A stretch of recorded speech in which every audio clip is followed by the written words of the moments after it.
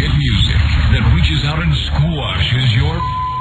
You just found it. It's your time.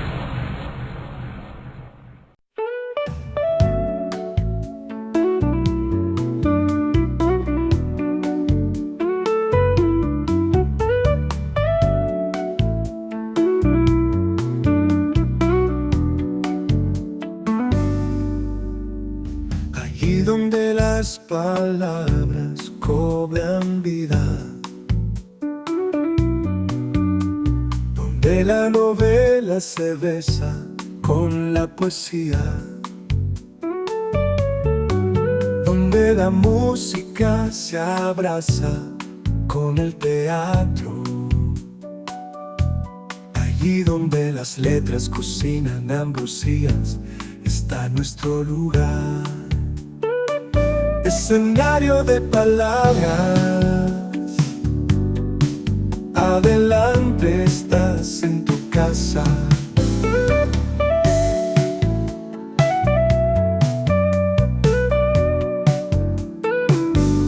Si quieres volar en las ondas por este universo infinito, si quieres compartir un viaje siempre nuevo y siempre fascinante, escenario de palabras, adelante estás en tu casa.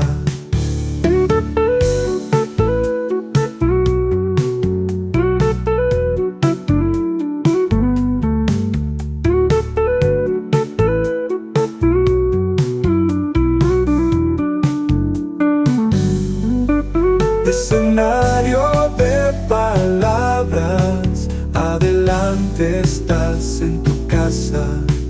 Escenario de palabras, adelante estás en tu casa.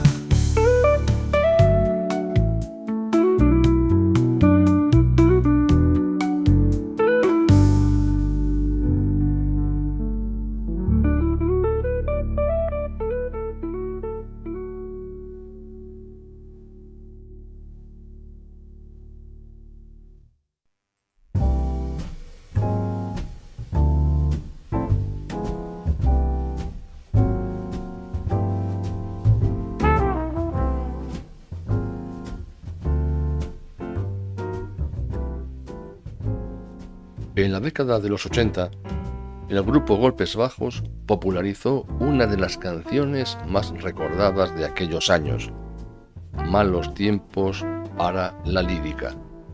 Hoy podríamos decir que la lírica y la literatura en general viven tiempos complicados. La velocidad, la ciega velocidad que hemos imprimido a nuestro día a día nos hace vivir en lo artístico de una manera desabrida, desbocada. Juntaletras que se autodenominan escritores, impresores que se venden como editores, mercaderes de lo que sea que se presentan como representantes literarios. La estructura tradicional se resquebraja, se tambalea, amenaza con desplomarse de un momento a otro y nadie hace nada por correr en su auxilio. Con excusas de todo tipo, la mayoría de ellas tan ridículas como sus propias pretensiones, escribimos sin la mínima preparación, publicamos sin las pertinentes correcciones, posiblemente por no tener ni idea de cómo hacerlas, con la mirada tan solo puesta en la fama y en el euro. En medio de tanta desvergüenza, al igual que flores aisladas en la aridez de los campos yermos, de vez en cuando surge alguien que te devuelve la esperanza. Hace unos pocos días se entregaron en Vitoria-Gasteiz los premios del certamen literario Gasteitzak de nanorrelatos y cuentos. Uno de los miembros del jurado y mentor personal de los ganadores en las diferentes categorías, en la posterior tertulia ante un siempre agradecido refrigerio, me comentaba que lo que siempre aconseja a quienes comienzan a esto de escribir es a pensar bien el argumento, definir los personajes, escribir y después guardarlo escrito en un cajón para leerlo algún tiempo después y comprobar sensaciones. Con esto, proceder a las correcciones que se estimen oportunas y volverlo a dejar en reposo otro poco tiempo y volver a proceder a su lectura y, si fuera necesario, a las debidas matizaciones. Porque, de una manera u otra, uno sabe cuándo es el momento de cerrar la obra. Y, por supuesto, antes de lanzarse a escribir, leer, leer, leer, mucho y variado. Como digo, este hombre, Xavier Olaso, me devolvió la esperanza.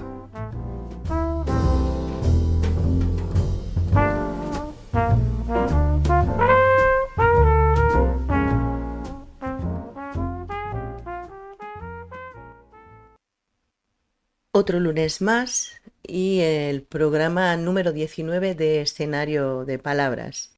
En primer lugar, pediros disculpas a nuestros oyentes escuchantes porque la semana pasada no pudimos subir este programa, el de Escenario de Palabras, bueno, por lo de siempre, ¿no? Las agendas apretadas, los trabajos que se acumulan y quizás también la mala programación pudiera ser, ¿no te parece?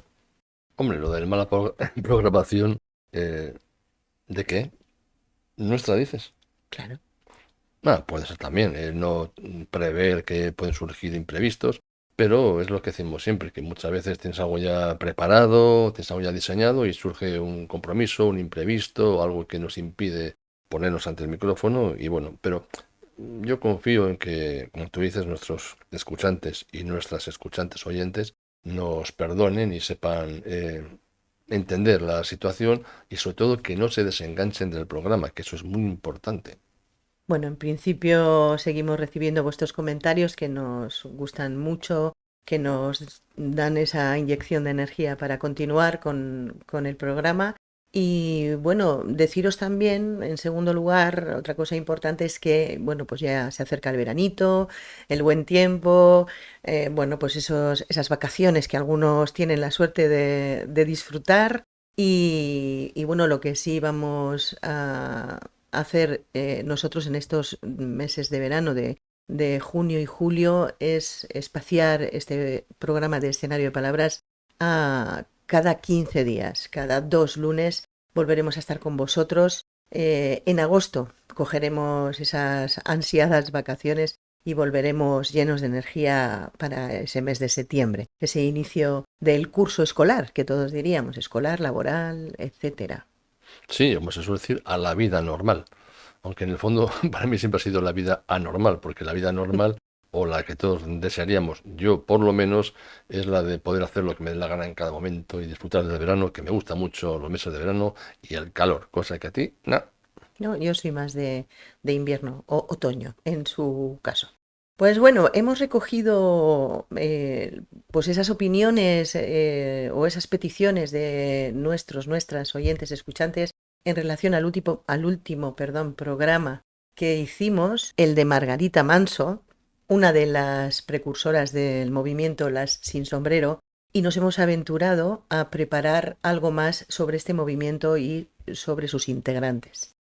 No vamos a desvelar mucho más. Yo creo que lo que corresponde ahora, después de los consabidos saluditos de nuestra parte, es recordaros ese teléfono en el que podéis dejarnos vuestras opiniones, vuestras intervenciones, vuestras peticiones, aquellas cositas que queráis compartirnos, escritos, poemas, información. Bueno, ya sabéis, ahí lo recogeremos todo. Vamos tomando buena nota y vamos añadiéndolo a nuestra agenda. Y ese teléfono es el 634-037914. Os repito, 634-037914. Y yo creo que sin más tardanza, lo que corresponde es que empecemos. ¿Te parece? Me parece estupendo. Además, el tema de hoy va más allá de lo literario, va con, con lo social, con lo justo, con lo que el mundo debería ser. Pero bueno, vamos a conocerlo. Pues adelante.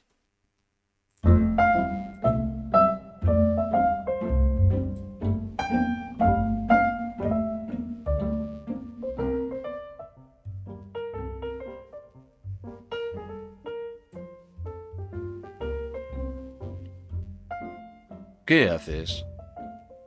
Muchas cosas, Muchas cosas. sí, y todas a la vez. Divertirme, viajar, aprender, emocionarme, asustarme, enamorarme, reír, jugar a detectives. Yo solo veo que estás ahí sentada, con un libro en las manos.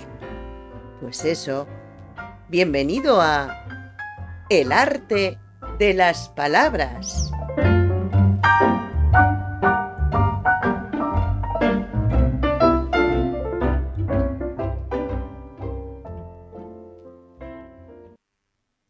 La literatura ha sido a lo largo de la historia un reflejo de la sociedad y sus transformaciones. Hoy queremos explorar el papel fundamental de la mujer en el mundo literario, como creadora, como personaje y como fuerza transformadora. Un recorrido por voces que han desafiado silencios, marcado épocas y enriquecido nuestra forma de entender el mundo. Hablaremos de literatura, un espacio de palabras, ideas y emociones donde la voz de la mujer ha sido tantas veces silenciada. Exploraremos su huella y su lucha y su legado, porque sin ellas la historia literaria estaría incompleta. Mujeres que escribieron incluso cuando no se les permitía. Mujeres que rompieron moldes y crearon mundos, porque la historia de la literatura también es su historia y es momento de contarla. El desenlace de la guerra en 1939 supuso, en el caso de las mujeres artistas e intelectuales, renunciar a las conquistas sociales, políticas y personales conseguidas en la España republicana. Tuvieron entonces que aceptar una vuelta silenciosa a la vieja disposición de roles femeninos. A pesar de ello, no se dieron por vencidas y siguieron creando con la esperanza de que, algún día, su voz fuera escuchada de nuevo, pero fueron olvidadas por un país que nunca las reivindicó. La historia de la literatura española a partir de ese año 1939 se parte en dos.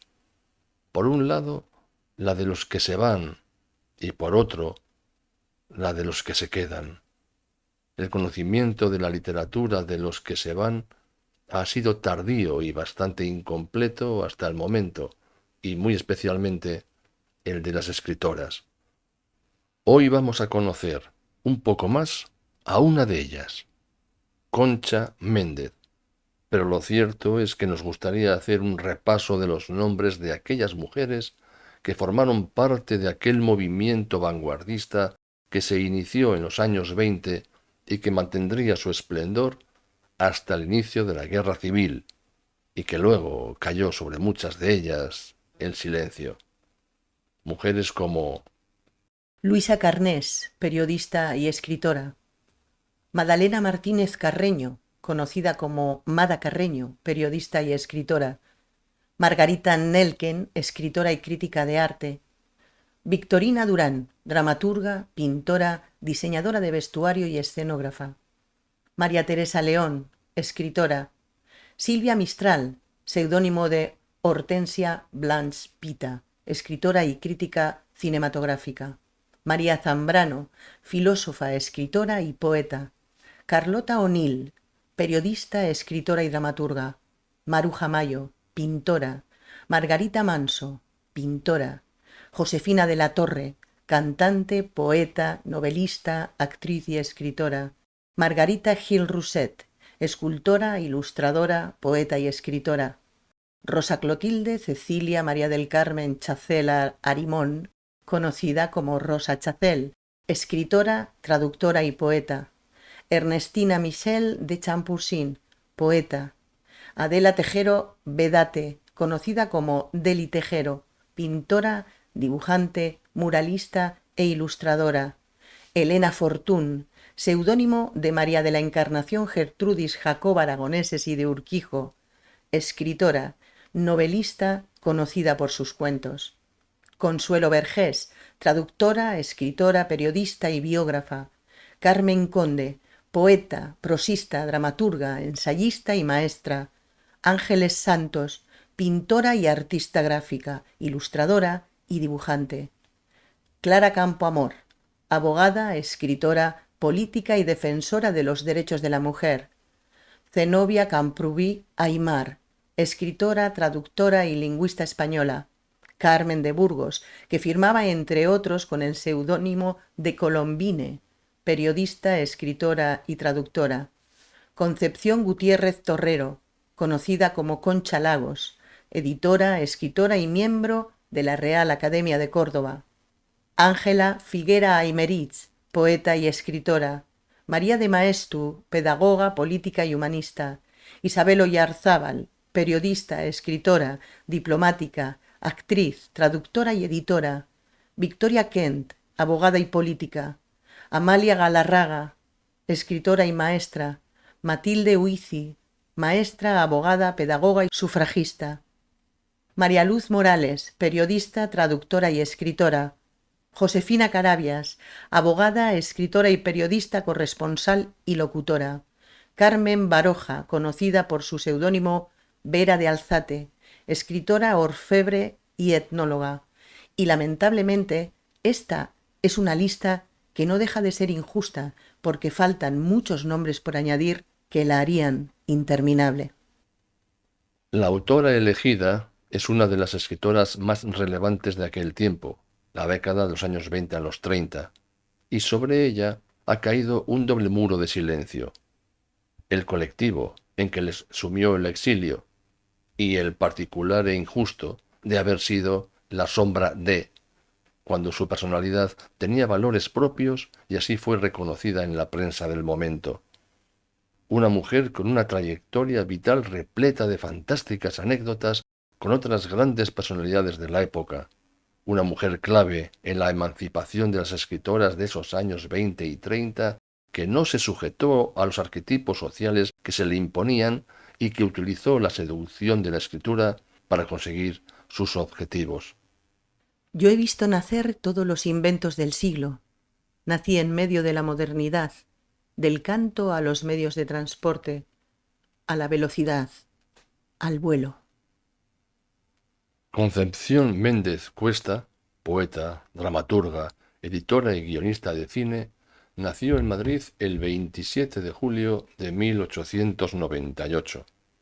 Nacida en una familia acomodada y moviéndose en un medio convencional respecto al papel de la mujer en la sociedad, Concha Méndez se revela desde jovencita. Siendo la primogénita de 11 hermanos, quizá sea esa condición lo que conforma un carácter rebelde e independiente desde su infancia. Estudió en un colegio francés, lo que se percibe quizá de sus primeros versos. En 1925 descubre su capacidad poética y por medio de la poesía inicia su camino hacia la emancipación. Destacaba en deportes como la gimnasia y la natación, los cuales seguiría practicando en su juventud. Y si el deporte masculino era aún infrecuente, mucho más lo era el de la mujer, a lo que Concha añadió la obtención de algunos trofeos, concretamente en natación. Siendo muy joven, comienza a escribir poesía. Desde niña manifestó una inquietud especial por el saber, lo que le costó no pocos problemas con los hombres de la familia. Se cuenta que la primera vez que asistió a la Universidad de Madrid, al regresar a casa, recibió una fuerte reprimenda de su padre y hermanos mayores. Eso no le impidió adoptar normas de vida un tanto liberadas, para lo que se suponía en una joven de clase media madrileña en la década de los años 20. A espaldas de sus padres estudió en el Centro de Estudios Históricos, un curso de profesora de español para extranjeros que le proporcionó una capacitación profesional. Veraneando con su familia en San Sebastián, conoció, con 19 años, a Luis Buñuel, su primer novio. Durante esta relación, Concha, que era amiga de Maruja Mayo, se relacionó con Luis Cernuda, Rafael Alberti y Federico García Lorca. Ese noviazgo y la amistad con Alberti y Lorca la unirían al grupo del 27, acercándola a la vida artística y literaria de la capital. Concha Méndez descubrió su vocación literaria después de escuchar al poeta Federico García Lorca en el Palacio de Cristal del Retiro. Aquella velada presagió el inicio de una nueva vida que vino marcada por la amistad y la poesía, a la que concibió como un territorio fronterizo entre la indagación en la identidad y las confesiones personales. Respecto a la confección del primer poemario, explica Concha Méndez que escribía en las sillas del Paseo de la Castellana bajo los faroles de gas y que hizo la selección de los poemas junto a Alberti y otros amigos en un pinar cercano a su casa. Su primer libro de poemas, Inquietudes, apareció en 1926. Participó también en 1926 en la fundación del Lyceum Club, bien conocido como lugar para la difusión cultural entre las mujeres, pero también asociación creada para ayudar a las de pocos recursos con la creación de guarderías y otras acciones educativas. Sus amistades con mujeres coetáneas y miembros en el Lyceum Club como Maruja Mayo, Ángeles Santos, Ernestina Champursín, María Zambrano y otras, la ayudaron a desarrollar su carácter intelectual y artístico. Como fruto de estas amistades, las mujeres poetas y escritoras del 27 se apoyaban entre ellas y seguían con ímpetu la producción literaria de unas y otras. No fue ni la primera ni la más precoz de quienes se sumaron en esa década a la poesía española. Pero la aparición de la madrileña tuvo una importancia superior a la cronológica, pues fue la que rompió con esas pautas de extrema sensibilidad y sutileza expresiva, de contención emocional. Llevó a sus versos la realidad y las pulsiones de una mujer moderna. Y esa ruptura de paradigma cambió para siempre la poesía femenina contemporánea. Balada. Agua pura corría por el piano. Dulcemente salía del cauce de sus manos. La nostalgia dormía, y dormía el ocaso. La música bebía el agua de su vaso. Me gusta andar de noche. Me gusta andar de noche en las ciudades desiertas, cuando los propios pasos se oyen en el silencio. Sentirse andar, a solas, por entre lo dormido, es sentir que se pasa por entre un mundo inmenso. Todo cobra relieve, una ventana abierta, una luz, una pausa, un suspiro, una sombra. Las calles son más largas, el tiempo también crece. Yo alcancé a vivir siglos andando algunas horas. Un año más tarde, el periodista Gamito Iturralde, en una entrevista de diciembre de 1928 en el diario Alavés, la presenta como paradigma de mujer moderna, que conduce un automóvil Voisin, Citroën, pero exenta por completo de la frivolidad intrascendente tópica de esos años 20. Lo más naturalísimo sería buscar a una señorita en el salón para damas. Pero a Concha Méndez no hay que encontrarla en el salón, sino en el Lyceum Club. Desde su temprana infancia se revela el temperamento viajero de la poeta, quien escenifica su yo biográfico infantil en el poema Mapas del poemario Surtidor. Este mismo poemario fue escrito cuando Méndez preparaba su viaje, como huida secreta del encierro familiar y publicado en 1928. El poemario plasma este deseo de salir, de surtir. Hay una anécdota humorística de cuando su madre la sorprende al querer escapar de su casa. Entonces le dije, me voy a Estocolmo. Esto es el colmo, respondió. Y yo me decía, esto es un poema. Independizada de la casa paterna a principios de 1929, inició un periplo que la llevó a Inglaterra en ese mismo año, donde trabajará como traductora, profesora de español y donde recibirá a amigos como García Lorca y Fernando de los Ríos. Y viajará posteriormente a Argentina, haciendo así evidente su actitud de rebeldía ante los cánones sociales de una sociedad tradicionalista.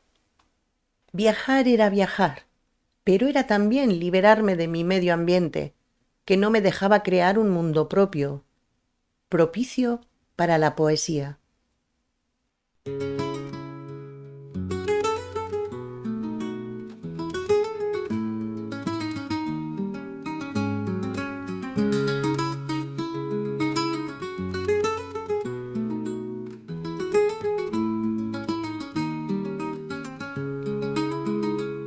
Quitaron el sombrero y al viento, sus versos volaron sin miedo, pintaron la España del alma, con fuego en la pluma y sin calma.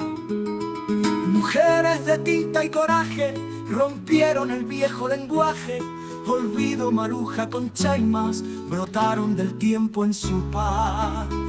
Fueron voz, aunque el mundo callara, fueron luz, aunque nadie mirara. Fueron voz, aunque el mundo callara, fueron luz, aunque nadie mirara.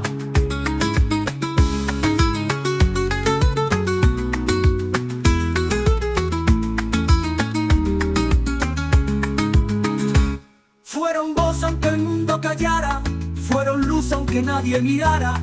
Fueron voz aunque el mundo callara, fueron luz aunque nadie mirara. Fueron voz aunque el mundo callara, fueron luz aunque nadie mirara. Fueron voz aunque el mundo callara, fueron luz aunque nadie mirara.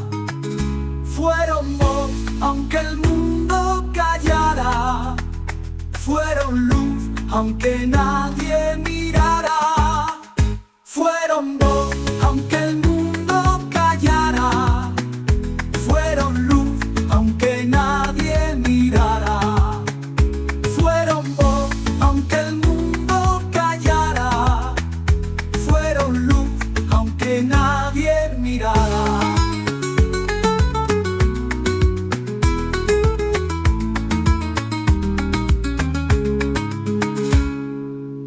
Quitaron el sombrero y al viento, sus versos volaron sin miedo, pintaron la España del alma, con fuego en la pluma y sin calma. Mujeres de tinta y coraje, rompieron el viejo lenguaje, olvido, maruja con chaimas, brotaron del tiempo en su paz.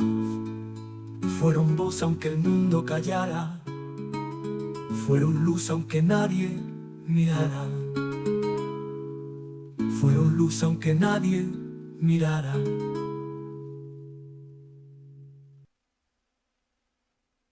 En Argentina permanece 2 años a finales de los 20 y es donde publica su poemario Canciones de mar y tierra en 1930.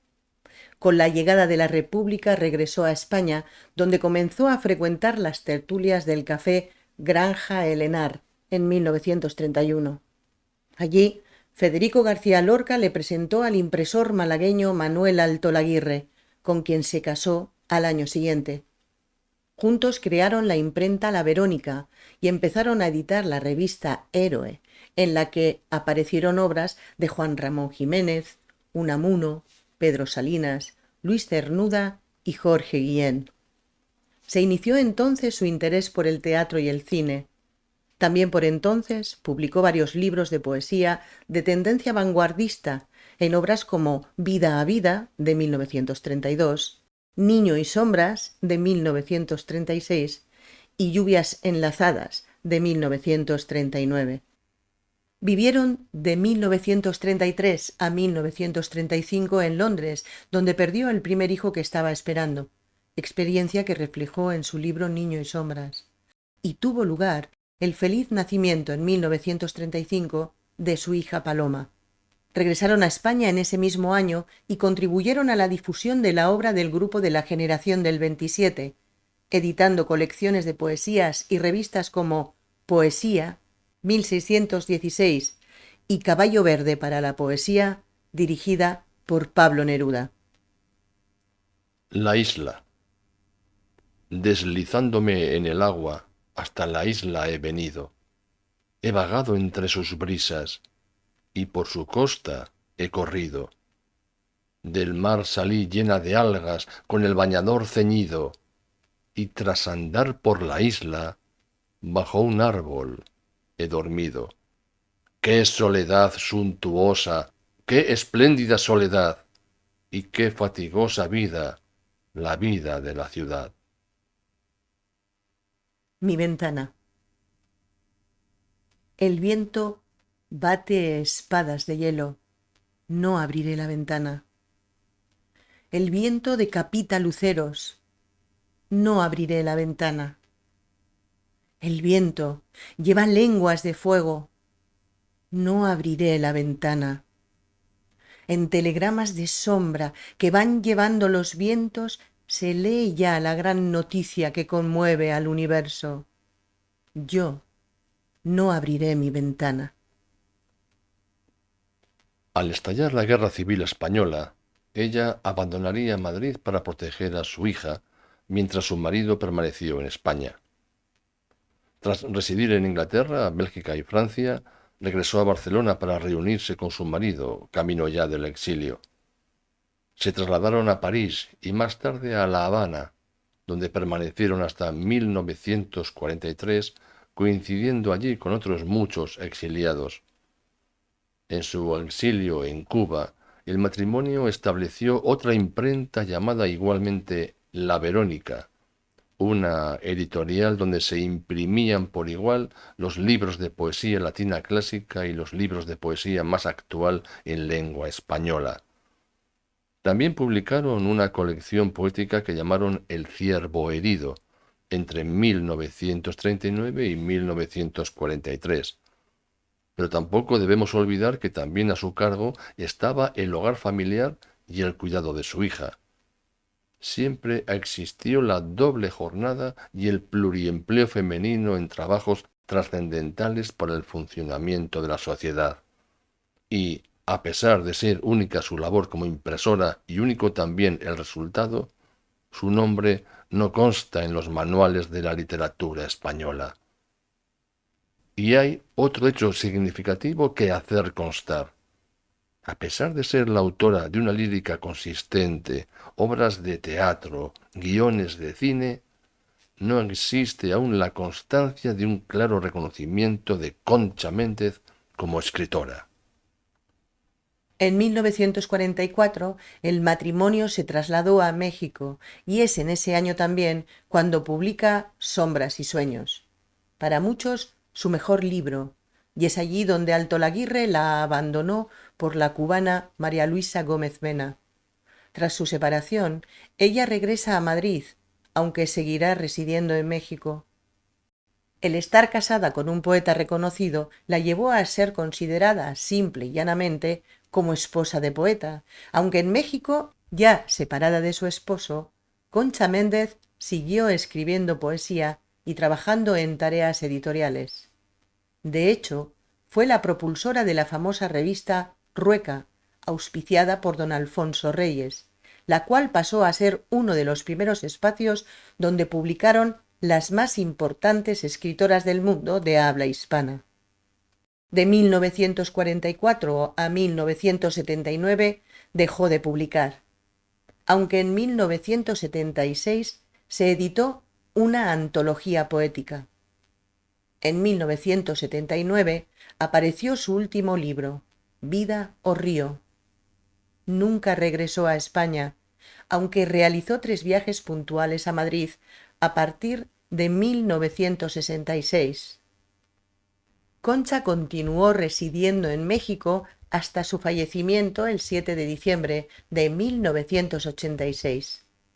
En 1991 se publicaron sus Memorias Habladas, Memorias Armadas, obra compilada a partir de unas cintas que había ido grabando su nieta Paloma Eulacia Altolaguirre. A continuación vamos a dar algunas pinceladas sobre la voz de Concha Méndez, sobre su poética. La poesía de Concha Méndez se articula toda ella sobre una decidida defensa de la individualidad femenina y de su mirada sobre el mundo. La poesía es, ante todo, para ella, expresión de esa individualidad.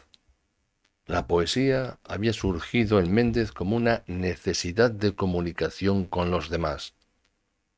Quizá de ahí que sus versos sean un continuo interrogarse y un diálogo consigo misma.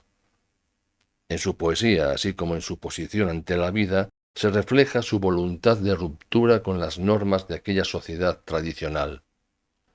El estilo poético de Méndez es directo y sincero, rozando lo intimista, y en él pueden distinguirse varias etapas. Un recorrido general por la trayectoria literaria de Concha Méndez descubre tres ejes principales de su creación: cine, teatro y poesía. Este último incluye 10 poemarios distribuidos en diferentes etapas de su vida. La primera, 1926-1930, abarca la época juvenil. La segunda, 1932-1944, la voz madura que empieza con el estallido de la Guerra Civil y se desarrolla en el exilio durante los años 40. Y la última, 1967-1986, la vejez y la nostalgia del pasado. Sobre su primer poemario, Inquietudes, se dijo que era un libro de juventud, de inexperiencias, de cosas aún informes, sencillo e ingenuo, pero sincero, sin artificios, pleno de emociones y de jirones de alma que acusaba una fuerte intuición poética. En su primer libro se advierte su formación autodidacta fundamentada en los sueños y las lecturas de títulos variopintos y dispares. Concha Méndez era una mujer vital, decidida, que practicaba deporte, segura de sí misma, y eso se traducía en sus escritos. La velocidad de las imágenes ultraístas corresponde muy bien al afán vitalista de una mujer que se desdobla en una multiplicidad de identidades autónomas: nadadora, marinera, aviadora, viajera, sirena, y que se deja seducir por el ritmo de la urbe moderna. El ultraísmo es una corriente cuyas características básicamente son: uso de la metáfora como cuerpo mismo del poema, eliminación de las frases intermedias, nexos y adjetivos considerados inútiles, eliminar los trabajos estéticos que se identificaban con el modernismo, crear imágenes poéticas chocantes, rupturistas, que aludan a la novedad técnica y tecnológica, uso de símbolos matemáticos y otras rupturas tipográficas, uso de neologismos, vocablos técnicos y palabras esdrújulas, eliminación de la rima y de la métrica, y tendencia a esquivar las motivaciones personales y sentimentales. En este primer poemario encontramos metáforas que aluden a términos musicales como sinfonía, melodía, ritmo, tono, pausa, intermedio, copla, cantata. En sus poemas nombra instrumentos como el piano, la balalaica de cuerdas pálidas, la campana, violines, viola.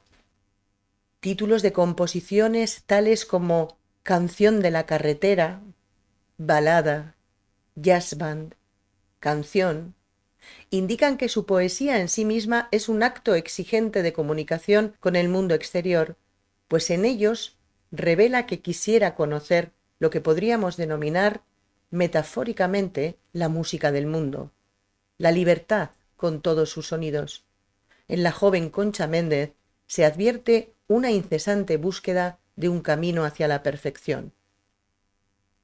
Uno de esos instantes que se vive. Desde el umbral de un sueño me llamaron. Antonio Machado. Uno de esos instantes que se vive no se sabe en qué mundo ni en qué tiempo, que no se siente el alma y que apenas se siente el existir de nuestro cuerpo. Mi corazón oyó que lo llamaban desde el umbral en niebla de algún sueño. para decirme su mensaje extraño. Aquella voz venía de tan lejos que más que voz de sueño parecía, en su misterio gris, sombra de un eco. Sentada estaba yo en aquel instante en un muelle sillón de terciopelo. Mis brazos se apoyaban en sus brazos, que desmayados los sentía luego. Después, atravesando los cristales de un gran balcón que daba al ancho cielo, una sombra vi entrar. Tal vez la tarde, al irse, entraba a verme. Yo eso creo. Vine. Vine con el deseo de querer a las gentes, y me han ido secando mi raíz generosa. Entre turbias lagunas bogar veo a la vida. Deja estelas de fango al pasar cada cosa. Y hablo así, yo que he sido vencedora en mi mundo, porque pude vencerme y vencer a deseo. Pero no me he querido engañar inventándome una imagen equívoca. Me forjé en cuanto veo. No despierto a una hora que no traiga consigo en un sordo silencio una queja enganchada. Tiene el alma un oído que la escucha y la siente y recibe esta queja con la pena doblada. La poesía de Concha Méndez es la palabra que sobrecoge. La emoción que transmite es idéntica a la que los demás sentimos. Amor, odio, ira, belleza, todas las ilusiones y las pasiones que están contenidas en el ser humano. Concha Méndez asumió el verso libre, que es una forma que se impuso a partir de los años 20 y que los surrealistas aplicaron a la poesía. La diferencia con la poesía clásica consistirá, sobre todo, en que se apoya en la imagen, en la metáfora, más que en la emoción y la música de la palabra. Aquella generación, la de Concha Méndez, hizo de la imagen, de la metáfora, la clave de su narrativa lírica. La poesía, para ellos, está en la imagen. Esto lo hereda el surrealismo y después lo hereda la española generación del 27. La madurez proporciona a Concha Méndez modos distintos de plasmar la palabra y la imagen en el poema. Méndez verterá en las hojas de papel una serie de personajes que llevaba consigo.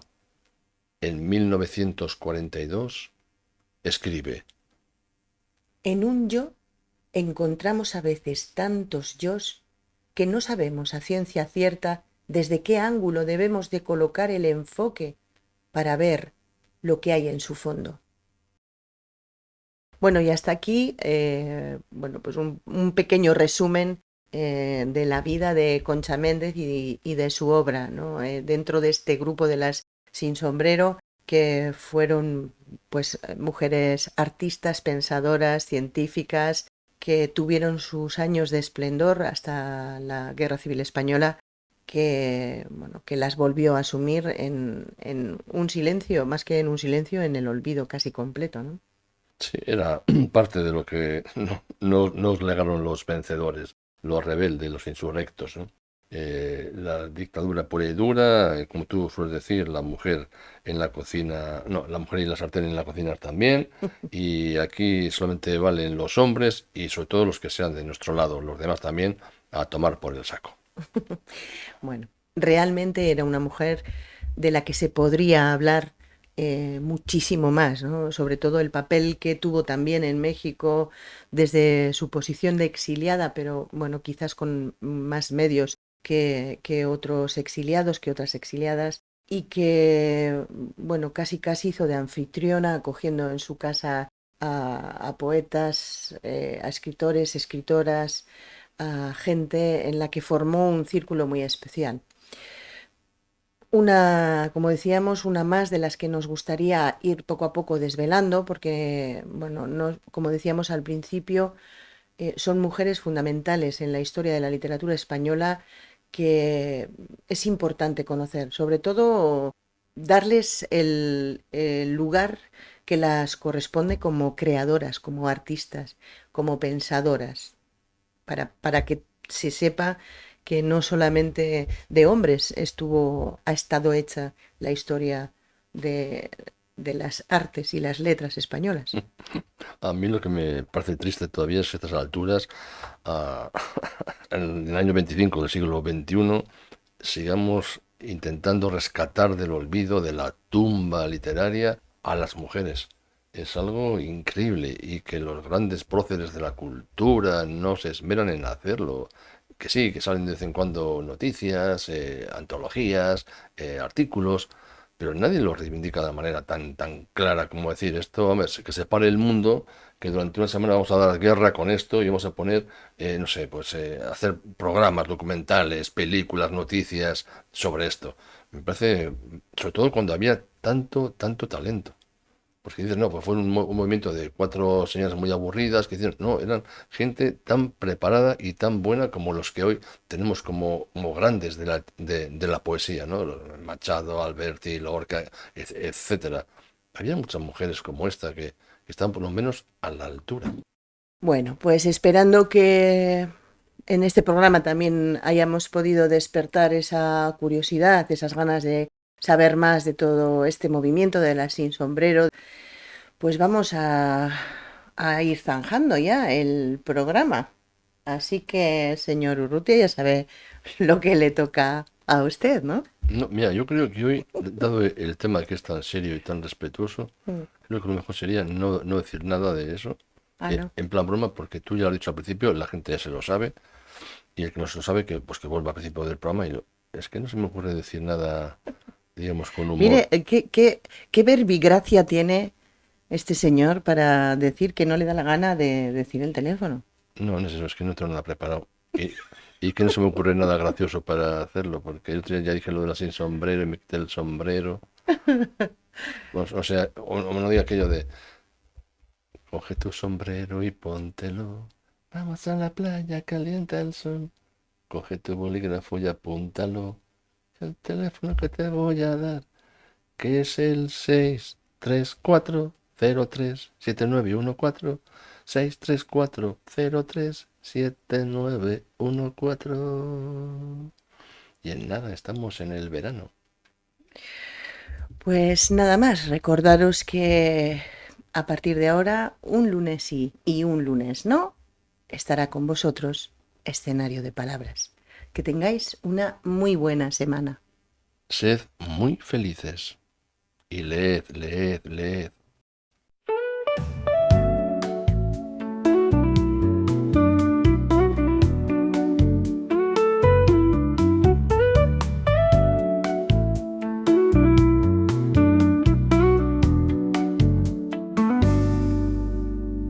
Allí donde las palabras cobran vida, donde la novela se besa con la poesía, donde la música se abraza con el teatro, allí donde las letras cocinan ambrosías, está nuestro lugar. Escenario de palabras, adelante, estás en tu casa.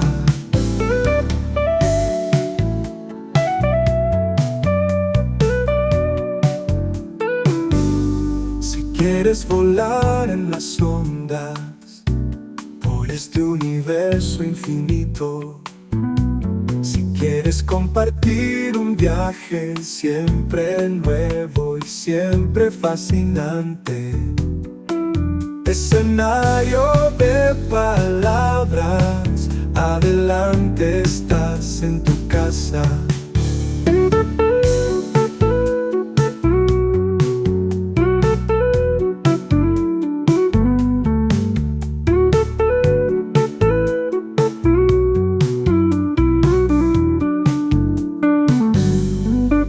Escenario de palabras, adelante, estás en tu casa. Escenario de palabras, Adelante, estás en tu casa.